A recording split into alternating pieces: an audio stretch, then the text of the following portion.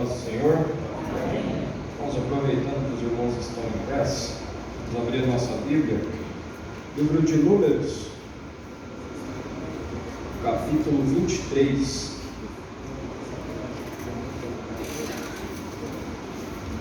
Números, capítulo número 23.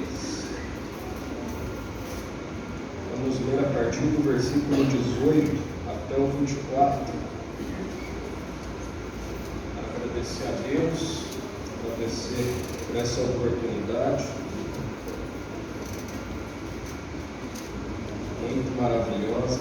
Estamos na casa do Senhor nesse domingo à noite, o adorando. Se nós pudéssemos, já poderíamos ir embora satisfeitos, porque já ouvimos a voz de Deus falando conosco através dos hinos. Mas agora é o momento da palavra, o momento que Ele vai continuar falando conosco. Eu creio dessa forma. Vamos lá então, Números capítulo 23, a partir do versículo 18. Diz assim: Então alçou a sua parábola e disse: Levanta-te, Balaque, e ouve, inclina os teus ouvidos a mim, filho de Zippor. Deus não é homem para que minta, nem filho do homem para que se arrependa. Porventura, diria ele e não o faria? Ou falaria e não o confirmaria? Eis que recebi mandado de abençoar, pois ele tem abençoado, e eu não o posso revogar. Não viu iniquidade em Israel, nem contemplou maldade em Jacó. O Senhor seu Deus é com ele e nele, e entre eles se ouve o alarido de um rei. Deus os tirou do Egito, as suas forças são como as do unicórnio.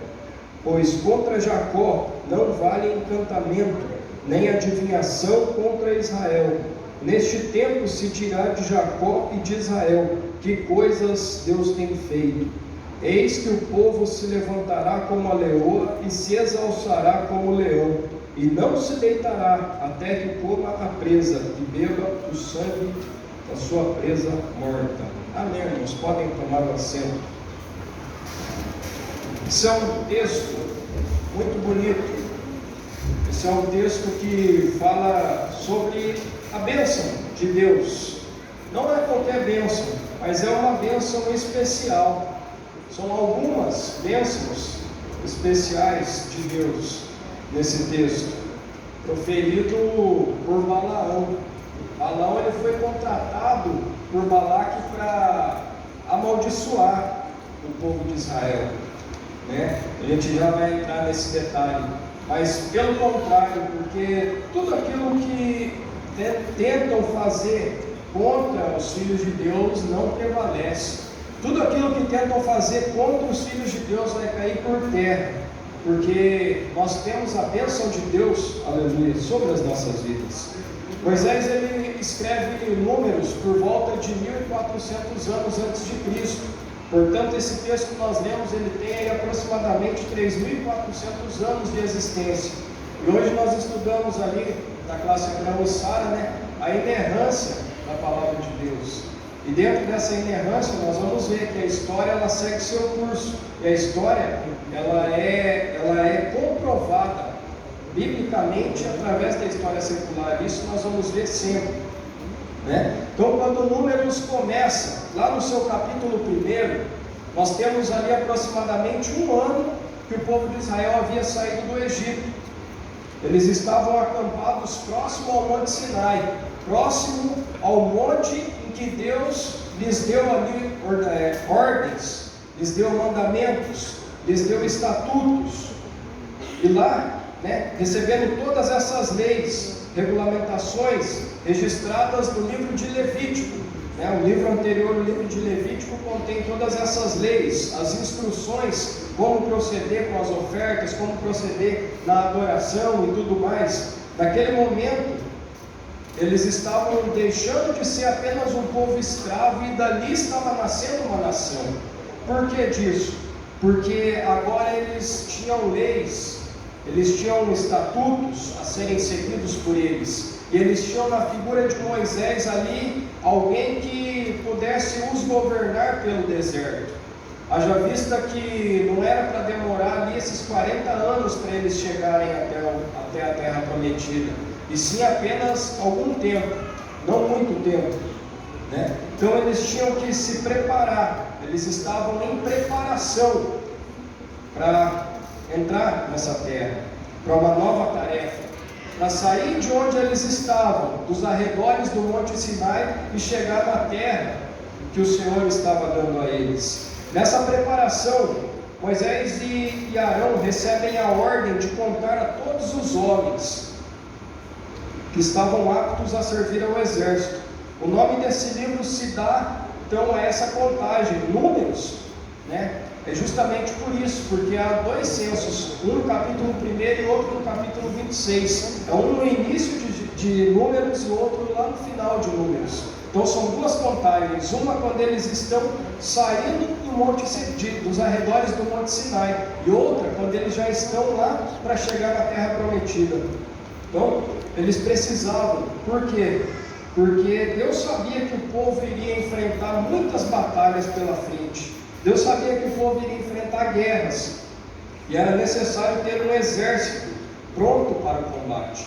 Era necessário, porque eles estavam no deserto, eles estavam em terra estranha, eles estavam peregrinando por aquele deserto, eles iam invadir terra de outras pessoas, de outros povos, e era necessário muitas vezes, como nós vemos aí na história de Israel de uma forma geral, eles pegarem espadas e partirem para a guerra. Era necessário eles fazerem isso.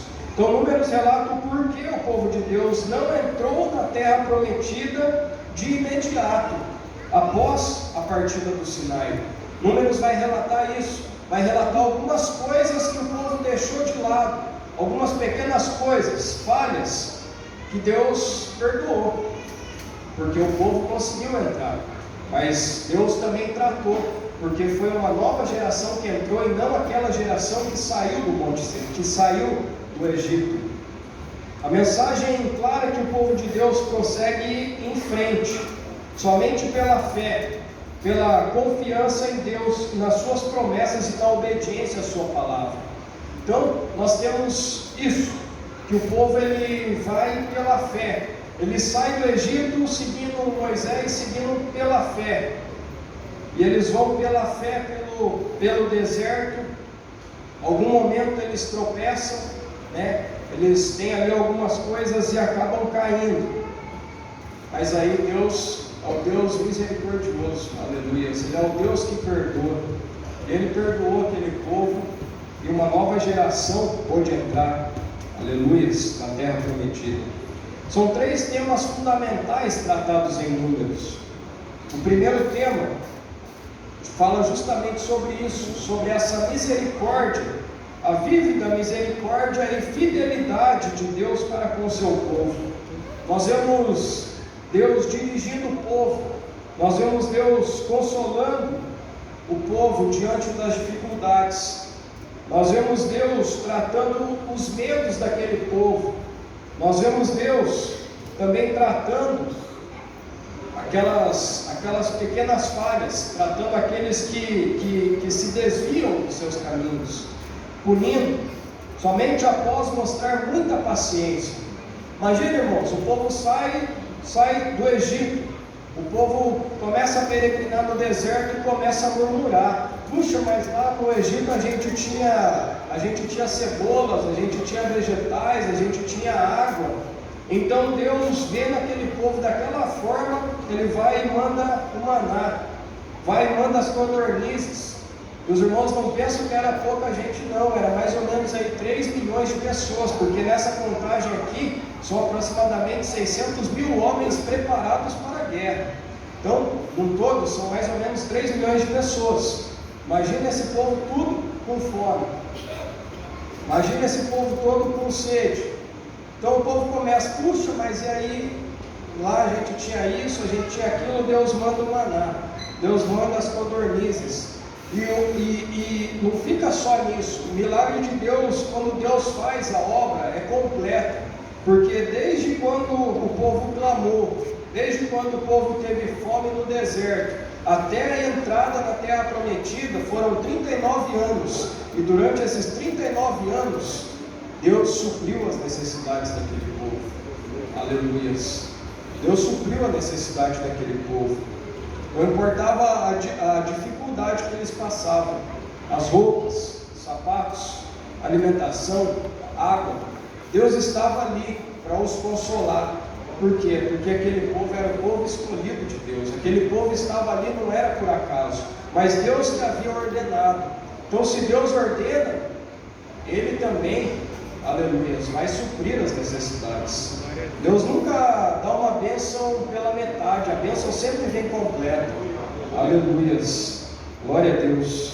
Mesmo no erro de uma nação, Deus ele permaneceu fiel ao seu propósito. Deus permaneceu fiel à sua aliança. Aleluias. Todos nós que estamos aqui nessa noite, nós também fizemos um propósito com Deus. Nós fizemos uma aliança com Deus. Por mais que muitas das vezes nós falhamos, a linha está reta aqui. Muitas das vezes por nossa vontade, ali por uma escolha um pouquinho fora da direção, a gente pisa do ladinho aqui. Depois a gente volta. Mas Deus, aleluia, Ele permanece fiel. Mesmo o homem sendo infiel, aleluia, Deus ele permanece fiel a nós. Ele permanece fiel ao propósito. Não sei qual o propósito que cada um de nós tem aqui, mas Ele permanece fiel a esse propósito, porque Ele é Deus. Porque, aleluia, Deus não é homem para que minta, e nem filho do homem para que se arrependa. Aleluia. Se Ele prometeu, Ele é fiel para cumprir. Aleluia. O segundo tema fundamental no livro de Números trata do poder soberano de Deus em realizar o seu propósito. Em Números 1 é feito o primeiro censo, já disse isso anteriormente, da primeira geração que sai do Egito. A partir daí, então, o livro vai discorrer, durante todo todo o livro vai discorrer, né, sobre o fracasso dessa nação, o julgamento de Deus. Entretanto, é importante que nós evidenciemos isso. Deus continua a conduzir a história. Em nenhum momento, aleluias, Deus deixou de conduzir a história. Mesmo a nação falhando, mesmo a nação muitas vezes se desviando, mesmo a nação muitas das vezes indo para os lados da idolatria, aleluias, Deus ele continuou a escrever a história, porque Ele é o autor da história, aleluias, e oferece uma segunda chance. Ele oferece uma esperança, Ele oferece uma segunda geração, aleluias, que vai adentrar a terra prometida. Por quê? Porque se a primeira geração falhou, Ele deu uma segunda chance, uma segunda geração poderia entrar naquele lugar. Aleluias. Por quê? Porque Ele é fiel e Ele permanece fiel, aleluia, ao seu propósito. Os propósitos de Deus jamais falham, jamais falharam, jamais falham e jamais falharão. Todo o propósito dele na nossa vida, não importa se alguém falou alguma coisa, não vai dar em nada, isso daí não vai acontecer. Se foi no propósito de Deus, se está debaixo da vontade de Deus, não dê ouvidos a isso, meu irmão, porque vai acontecer, aleluias, porque foi Deus que prometeu, aleluias, aleluia. O ser humano falha, mas Deus não falha. Por mais difícil que esteja, por maior que seja o fracasso, Deus continua a escrever a história, aleluias. Deus ele é misericordioso e Ele dá uma segunda chance, aleluias. Talvez você entrou nessa noite aqui pensando, titubeando entre dois pensamentos. Eu estava ali no meu canto e Deus estava falando comigo nesse sentido. Talvez nessa noite, aleluias, você pensou que era o último culto que você viria, que não viria mais. Mas Deus está dando, aleluia, uma segunda chance. Aleluia. Glória a Deus. Oh, aleluia. Aleluia. Oh, glória a Deus. Deus está dando uma segunda chance. Aleluia. Porque Ele é, aleluia, Deus misericordioso. Aleluia. Ele tem um propósito na vida de cada um. Oh, glória. O terceiro ponto. Aleluia. Aleluia, a responsabilidade do povo de Deus em ser fiel ao chamado que Ele faz. Deus ele tem uma responsabilidade imensa com a nossa história. Aleluias. Muitas das vezes nós não nos importamos com a nossa própria história, mas Deus, Ele se importa com a nossa história. Aleluias. Devemos ter a responsabilidade para com Deus da mesma forma que Ele tem a responsabilidade para conosco. Aleluias. Pois se permanecermos fiéis, aleluia, a Ele, um dia nós chegaremos também à terra prometida. Aleluia. Nós temos essa promessa, irmãos. Nós vamos ir morar no céu um dia. Aleluias. Glórias a Deus. Aleluias. Esse é o propósito para o qual nós somos chamados. Esse é o propósito, aleluia, que nós estejamos aqui para o adorar, porque um dia nós iremos vê-lo face a face, aleluia, e nós iremos morar no céu com Ele. Oh glória, oh aleluia, santo é o teu nome, Jesus, glória a Deus. O capítulo número 23, o capítulo em que eu li de Números, ele tem 4 personagens principais que vai falar nesse capítulo. Aleluia. Na verdade, o capítulo 22 até o 24 são capítulos assim que parece que está fora do contexto. Por quê? Porque todos os outros capítulos eles vão falar de Moisés, vão falar do povo de Israel, vão falar da nação de uma forma geral, do pecado da nação, da bênção de Deus. Afinal, o livro de Números ele não trata só do castigo, mas ele trata também de bênção, que é o que nós vamos entrar a seguir. Então ele trata de 4 personagens principais: Deus, a nação de Israel, Balaque e Balaão. Vamos começar por Balaão, um profeta falso de início, disposto a obedecer a Deus. Mas aí os irmãos vão perguntar: mas ele era profeta falso, mas ele estava disposto a obedecer a Deus? Mas ele estava disposto a obedecer a Deus enquanto ele obtinha benefício do que ele estava fazendo.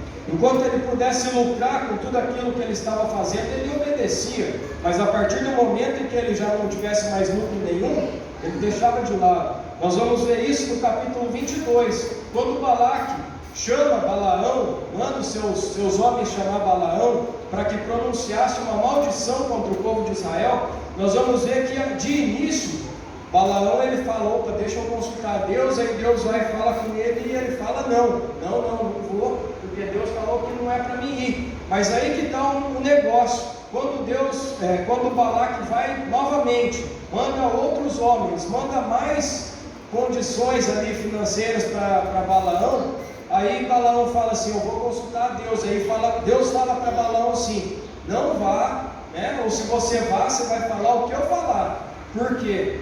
Porque essa é a nação escolhida, porque essa nação eu abençoei. E aí quando Balaque fala que ele vai seguir aqueles príncipes, que Balaão fala que vai seguir aqueles príncipes que Balaque tinha mandado, está travando aqui, ele não fala totalmente, ele não fala a história toda. Olha só, Números 22 e 12, ele vai falar assim: então disse Deus a Balaque: não irás com ele, nem amaldiçoarás a este povo, porquanto esse povo é bendito. Mais para baixo aqui, veio no versículo 20: veio, pois, o Senhor a Balaão de noite e disse-lhe: se aqueles homens te vierem te chamar, levanta-te e vai com eles, todavia farás o que eu te disser. Então, Balaão vai com aqueles homens, mas ele omite. Balaão não contou tudo o que aqueles homens poderiam saber. Ele conta só um pouco da história, ele só fala que Deus falou que não era para amaldiçoar aquele povo, mas ele não fala que aquele povo era bendito, que Deus havia falado para ele que aquele povo era abençoado por Deus, como nós vimos aqui no versículo 12 de Números 22, porquanto bendito é esse povo. Então, Balaão, ele é inclinado às práticas mundanas. Balaão, ele é inclinado ao paganismo. Balaão é um tipo de todos aqueles que conhecendo a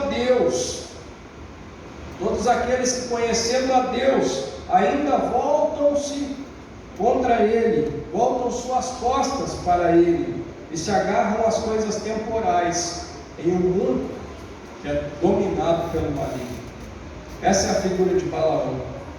Nós temos a figura de Balaque, o rei de Moabe, assustado com o povo de Israel, que havia conquistado o reino dos cananeus, o reino dos amorreus, e o próximo reino que queria ser conquistado por Deus. Nós estamos vendo aqui que seguia uma linha, enquanto Israel caminhava, enquanto a nação ia caminhando. Aquele que se colocasse contra ia sendo derrotado. Os amorreus falaram assim: não, vocês não vão passar pela nossa terra. Eles vão lá e acabam com tudo. Os cananeus: não, vocês não vão passar pela nossa terra. Eles vão lá e acabam com tudo. E agora tinha os moabitas pela frente. Eles também subiram contra. Por quê? Porque eles pensaram: não vão passar pelas nossas terras, só até aí e pronto. Tão desesperado, porque Balaque viu que a nação estava vindo, a próxima nação, o próximo reino seria o dele. Então ele vai e contrata Balaão, ele contrata o profeta. Para quê? Para que Balaão fosse e pronunciasse uma maldição contra o povo de Israel. Porém isso não aconteceu. Balaque, seguindo o conselho de Balaão, seduz os israelitas à idolatria, traindo a ira de Deus. Aí nós vamos ver no capítulo 25, versículos 1 a 3, diz o seguinte: Israel deteve-se em Sitim, e o povo começou a prostituir-se com as filhas dos moabitas. Estas convidaram o povo aos sacrifícios dos deuses, e o povo comeu e inclinou-se aos seus deuses. Juntando-se, pois, Israel a Baal-peor, a ira do Senhor se acendeu contra Israel. Então aqui nós vemos mais um quadro da idolatria. O que é a idolatria? É como se fosse uma prostituição espiritual, né? Como se deixar de adorar a Deus, o verdadeiro Deus, e se curvar perante outros deuses que não vão fazer benefício nenhum nas nossas vidas. Era mais ou menos isso que o povo de Israel fez. Eles deixaram de seguir Deus, o Deus Yahvé, que estava os ajudando até aquele momento, que estava com eles até ali, o Deus que eles viram que os abençoou, que os deu maná, que os deu as codornizes, que durante a noite se levantava como uma coluna de fogo para os proteger do frio, que durante o dia se levantava como uma coluna de fumaça, aleluia, para os proteger do calor. Era esse Deus, e mesmo assim o povo vai e se desvia, influenciado por Balaque. Então, esse era Balaque. Nós temos então a nação de Israel, uma nação recém-formada, que saíra do Egito há cerca de 1 ano, mas que já estava enfrentando algumas batalhas, que já estava ali a ponto de guerra, conhecia e presenciava o Deus vivo em ação, mas ainda titubeava entre dois pensamentos: ficar ou ir, aceitar as propostas que o mundo dá, que o mundo tem, ou seguir pelo caminho estreito, onde é mais perigoso, onde é mais apertado, onde às vezes a coisa arrocha ali um pouquinho, mas que lá na frente vai ter, aleluias, algo bem melhor esperando. Aleluias. Deus, ele estava disposto a todo custo abençoar os seus filhos. Deus, ele estava disposto a todo custo, aleluias, abençoar aquela nação, tanto que ele dá uma segunda chance. Aleluias, glória a Deus. Deus estava disposto, irmãos, a todo custo abençoar, e a mesma disposição que ele tinha naquele tempo, que ele tinha naquele dia, ele tem hoje para nos abençoar também. Aleluias. Esse era o cenário que nós tínhamos. Nós tínhamos Balaque com medo de Israel, contratando Balaão, falso profeta, movido pelo dinheiro, movido pelos seus interesses próprios, para amaldiçoar a Israel. Nós tínhamos um Balaão que consultou a Deus, e mesmo assim, mesmo Deus falando não, ele insiste, ele vai ao encontro de Balaque.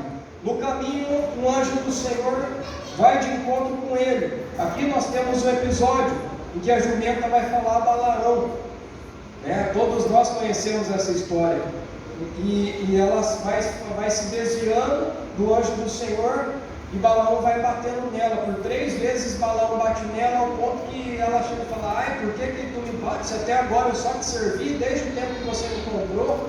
Desde o tempo que você me comprou, eu estou te servindo, por que você está me batendo? Né? E aí ele fala, eu queria ter uma espada aqui que eu já te matava.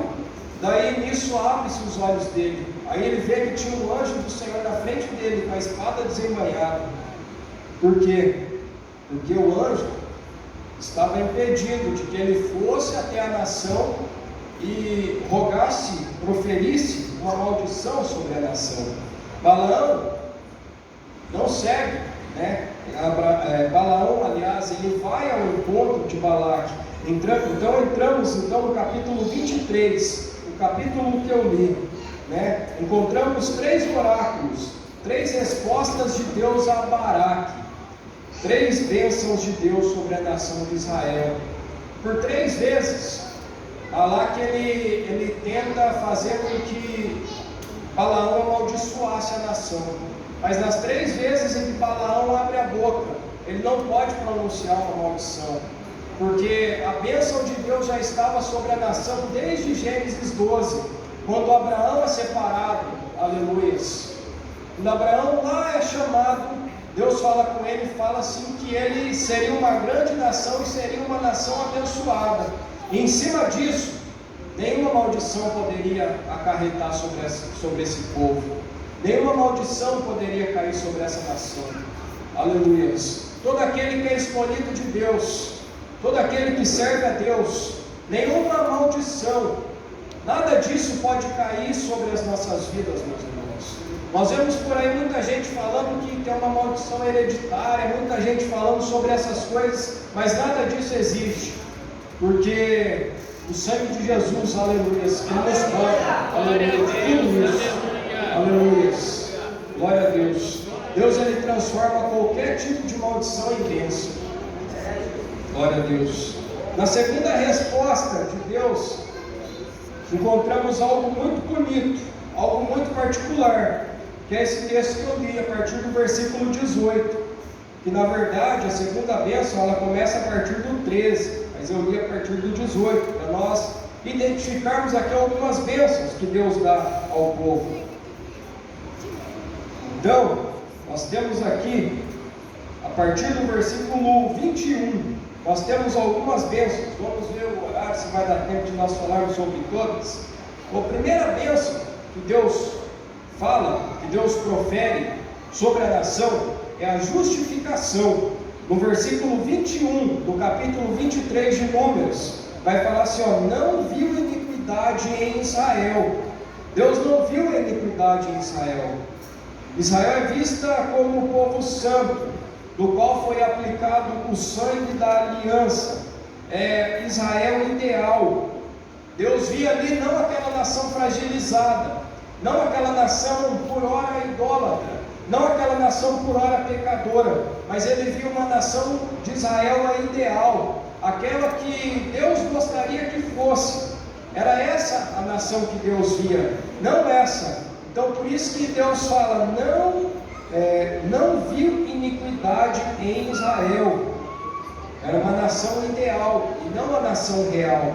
Essa aliança foi extensiva a nós também, a todos quanto aceitam a Cristo como único e suficiente Salvador. Nós somos justificados perante Deus, nós somos absolvidos, aleluia, de todo o nosso pecado. Não importa o que nós fizemos, tudo isso caiu no mar do esquecimento, a partir do momento que nós viemos aqui na frente e entregamos a nossa vida ao Senhor. Aleluia. Nós somos justificados, nós somos absolvidos, aleluia, dos nossos pecados, mediante o sangue de Cristo vertido na cruz do Calvário. E nós já cantamos sobre isso, nós já cantamos sobre o sacrifício de Cristo na cruz do Calvário hoje. A segunda bênção é a comunhão com Deus. Ainda no versículo 21, a segunda parte do versículo vai falar: o Senhor, seu Deus, é com ele e nele. O Senhor Deus é com ele quem? Com a nação de Israel. Israel é vista como um povo que tem uma comunhão muito forte com Yahvé, com Deus. Nós lemos, nós entendemos o Deus Todo-Poderoso, o Deus de Israel, o Deus da nação de Israel. E esse mesmo Deus, aleluia, ele estava com aquele povo, ao ponto de que as nações vizinhas olhavam para aquela nação, a nação de Israel, e falavam: há um Deus naquela nação, aleluia, há um Deus poderoso naquela nação, que nós não podemos com ele, aquela nação é poderosa, nós temos que destruir. Balaque pensou dessa forma, contratou Balaão para proferir uma maldição, mas a maldição não deu em nada, porque Deus abençoava a nação, aleluia. O mesmo Deus que esteve com Israel, livrando de todo o perigo, livrando de todo o mal, livrando de todos os ataques dos inimigos, é o mesmo Deus que está conosco, o mesmo Deus que estava com a nação, o mesmo Deus que estava ontem, Ele está hoje, e Ele vai estar para sempre conosco, aleluia. Para isso, basta que nós nos aproximemos dEle. Para que Ele opere em nossas vidas, nós temos que ter uma comunhão com Ele, nós temos que estar em comunhão com Ele, nós temos que estar com as nossas vidas santificadas diante do altar, aleluia. Ele está pronto para nos ouvir, mas para que Ele nos ouça, é necessário uma coisa, é necessário que nós falemos. Ele está de ouvidos abertos para ouvir, é necessário que nós entregamos o nosso coração a Ele, é necessário que nós falamos, aleluia, tudo aquilo que estamos sentindo, porque Ele é o mesmo Deus que operou ontem, hoje, e Ele vai operar eternamente, aleluia. Ele é o Deus que ordena a bênção sobre as nossas vidas. O terceiro ponto é a vitória, ainda no versículo 21, a última parte do versículo vai falar: entre eles se ouve o alarido de um rei. O alarido de um rei, o alarido é um barulho de guerra, é um barulho de uma nação vitoriosa. Quando uma nação vence uma guerra, se ouve um bater da espada no escudo, se ouve um grito de guerra, muito bonito, aleluia. Se tem guerra, tem vitória.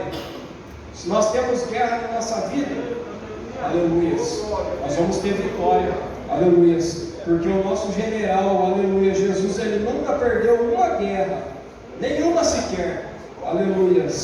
Pela fé nós vencemos o mundo, pela fé nós reconhecemos o poderio de Cristo, que vence todas as coisas, aleluia.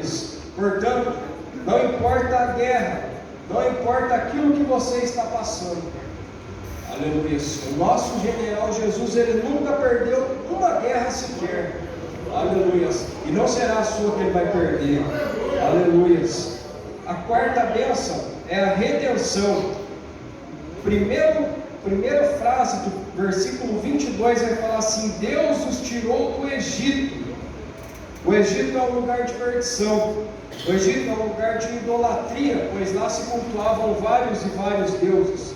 O Egito era um lugar de pecado, o Egito era um lugar onde habitavam vários deuses, mas o Deus verdadeiro ele não habitava lá, porque Deus ele não consegue operar, ele não consegue, ele não opera onde há a maldade, não é mesmo? Glória a Deus. Então, o Egito era um lugar de pecado. Deus os havia tirado do Egito, Deus os havia libertado do Egito, libertado do pecado, libertado da escravidão, e eles estavam a caminho, aleluia, de um lugar muito melhor do que aquele que eles estavam. Deus ele também nos libertou, não é mesmo? De uma vida miserável, de uma vida de pecado, de uma vida de perdição, de uma vida totalmente errada, aleluia. Ele nos libertou, nos lavou no seu sangue, nos santificou e nos colocou num caminho, aleluia, que vai nos conduzir à vida eterna, num caminho que vai nos conduzir a um lugar que nós não conseguimos descrever, não conseguimos nem imaginar, mas só sabemos que é muito melhor do que esse lugar que nós estamos hoje, que aqui opera a maldade, aqui há choro, aqui há dor, e a Bíblia fala que lá nesse lugar é um lugar tão bom, que não necessita de sol, porque a glória do Senhor ilumina todo o ambiente. Lá é um lugar tão bom, aleluias, que não haverá mais choro, nem morte, nem dor, aleluias, onde não haverá mais nada disso, onde nós viveremos em paz, nós seremos felizes, e não é só felizes momentaneamente, mas é para todos sempre, aleluias. Esse é o lugar que Deus preparou para nós, mas importa que nós estejamos preparados Importa que nós estejamos, aleluia, diante do altar, com as nossas vidas santificadas. Aleluia. Nós vemos aqui a nação de Israel, volta e meia ela se dobrava para um lado, pendia para a idolatria, se dobrava para o outro, pendia para o caminho errado, para o caminho de pecado, e Deus os punia. Mas Deus dava uma segunda chance. Que nós possamos, aleluia, não depender dessa segunda chance, mas nessa chance que Deus nos deu hoje, que nós possamos, aleluia, seguir em frente, até, aleluia, e morar no céu. O quinto ponto, a quinta bênção é a força. E aqui cabe um clareamento nesse versículo, que ele fica um pouco obscuro. No versículo 22, as suas forças são como as do unicórnio. Algumas versões vai falar que é um boi selvagem, algumas versões vão falar que é um rinoceronte. Esse unicórnio aqui não é esse ser mitológico que tem sido falado hoje por aí, não. Isso daí é um ser criado aí pela terceira ordem mundial aí, por aí afora. Não tem nada a ver, isso daí é uma coisa à parte. Isso que está falando aqui, aleluia, a Septuaginta, ela traz esse versículo como um animal de chifre. A Septuaginta é a tradução do grego. A tradução para o grego, né, da Bíblia, ela vai falar que é um animal de chifre. Na Vulgata, traduzido por São Jerônimo, a Vulgata, daí a Bíblia, texto original em latim, vai trazer que é um rinoceronte. Na tradução original está falando rinocerontes, ou rinoceronte, ou um animal com chifre, né? Então, mas o animal aqui ele não é importante, seja um boi selvagem, que também já foi extinto, e ele era um animal que chegava a mais de 2 metros de altura, facilmente ele poderia derrubar uma árvore e tudo mais. Esse aqui é o símbolo da força, né? É o símbolo da força. Não importa o animal, o que importa aqui é a força. Por que a força? Porque não era qualquer força, mas era uma grande força. Era uma grande força, era uma bênção que Deus estava dando sobre a nação, era uma grande força. A força, essa força não vem de nós mesmos, mas de Cristo. Por quê? Porque em Cristo, aleluia, nós somos fortes. Fora dele nós não temos força nenhuma. Fora dele nós não podemos fazer nada. Mas em Cristo nós somos fortes. Aleluia. Em Cristo, aleluia, nós somos mais que vencedores. A sexta bênção, já para nós encerrarmos, a imunidade às artes do diabo. No versículo 23, vai falar assim: não se vale de encantamento. Balaão não podia amaldiçoar Israel, pois Deus havia prometido abençoar somente a semente de Abraão, e a sua maldição de nada valeria. Só para nós concluirmos, o texto de 1 João, capítulo 5, versículo 18, vai falar assim, ó: sabemos que todo aquele que é nascido de Deus, ele não peca, mas o que de Deus é gerado conserva-se a si mesmo, e o maligno não lhe toca. Aleluia. O maligno não lhe toca. Nenhuma maldição, nenhuma arma que se levante contra, aleluia, contra nós, contra os crentes, ela vai prevalecer, porque o Deus de Israel, ele está conosco. Aleluia. O mesmo Deus que estava com a nação de Israel lá no passado, ele está conosco hoje. Aleluia. Balaão, ele vai expor uma extraordinária verdade a respeito do Deus de Israel, que ele não muda, que ele não mente, e que ele abençoa Israel, que ele nos abençoa hoje através dessa palavra, e que nenhum mal, aleluia, pode prevalecer contra nós, porque a bênção de Deus está sobre as nossas vidas. Nós somos justificados, somos lavados, somos remidos no sangue de Cristo. Nós temos o Deus Todo-Poderoso que opera em nosso favor, e operando Ele, quem impedirá? Aleluia. Eu agradeço a oportunidade em nome de Jesus.